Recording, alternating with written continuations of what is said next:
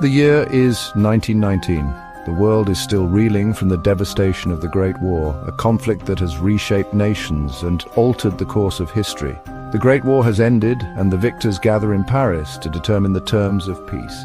Leaders from around the globe converge to negotiate the future of a war-torn world. The Treaty of Versailles, signed on June 28, 1919, becomes the embodiment of their judgment. It is a document that will shape the geopolitical landscape for decades to come. It is a document steeped in retribution, designed to cripple Germany and prevent its resurgence as a military power.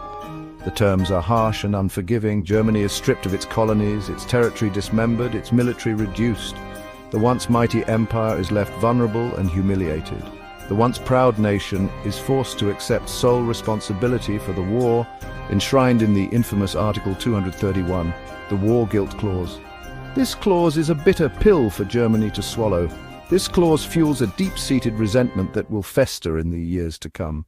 The seeds of discontent are sown, and they will grow into a dangerous force. Germany is ordered to pay an astronomical sum to the victors, a debt calculated to cripple its economy for generations. The financial burden is immense and suffocating. The burden of these reparations, coupled with the loss of its industrial heartlands, plunges Germany into an economic abyss. The nation struggles to rebuild amidst widespread poverty and despair. The Treaty of Versailles, intended to ensure peace, instead sows the seeds of future conflict. The harsh terms create a breeding ground for extremism and unrest. The victors, blinded by their desire for revenge, fail to grasp the dangerous consequences of their actions. Their short-sightedness will have far-reaching implications for the world. The economic consequences of the Treaty of Versailles are catastrophic for Germany. The loss of vital industrial regions, coupled with the crushing burden of reparations, cripples the German economy. Inflation soars, wiping out the savings of the middle class and plunging millions into poverty.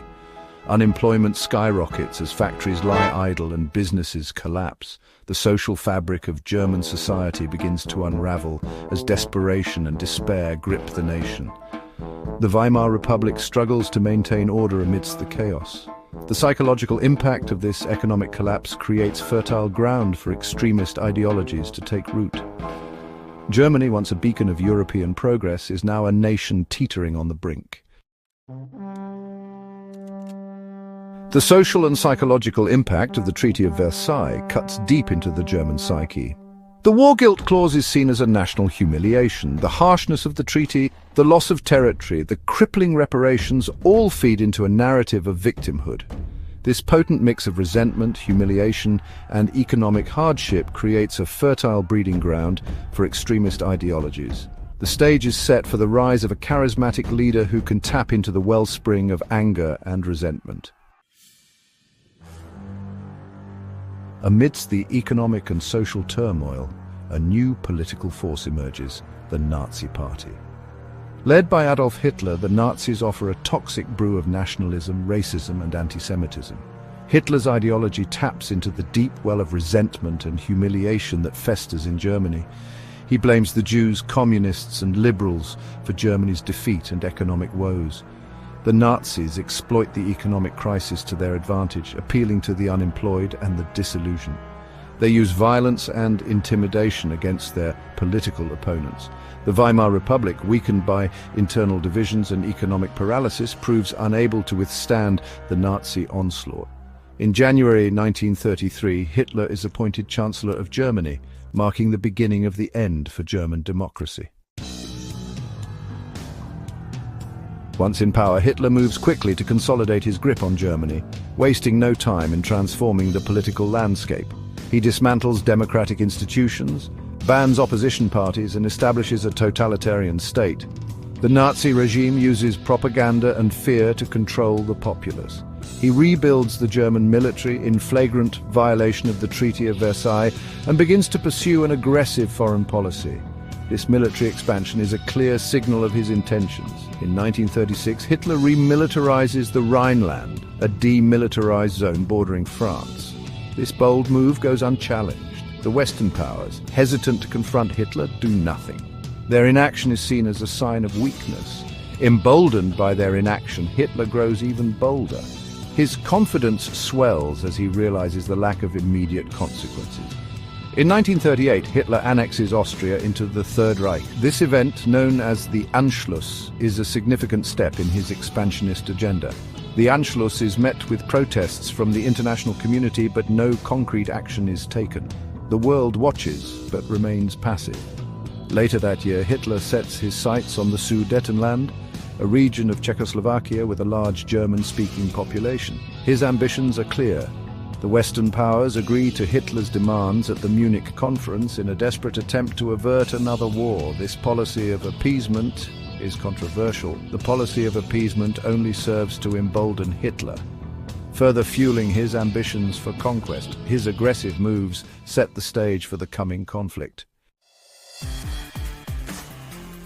On September 1, 1939, German forces unleash a devastating blitzkrieg upon Poland. This act of unprovoked aggression shatters the fragile peace in Europe. World War II has begun. The invasion of Poland is the culmination of Hitler's expansionist ambitions and the failure of the Western powers to curb his aggression. Despite fierce resistance from the Polish army, Warsaw falls within a month. The country is carved up between Germany and the Soviet Union. Britain and France declare war on Germany on September 3, 1939. The world watches in disbelief as Europe plunges headlong into another war. The hopes for a lasting peace embodied in the Treaty of Versailles lie shattered. World War II, a conflict that would claim the lives of tens of millions, was not an inevitable tragedy. It was a catastrophic event that could have been prevented with different decisions and actions.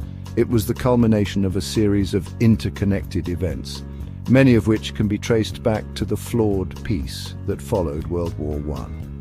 The decisions made in the aftermath of the Great War set the stage for future conflicts.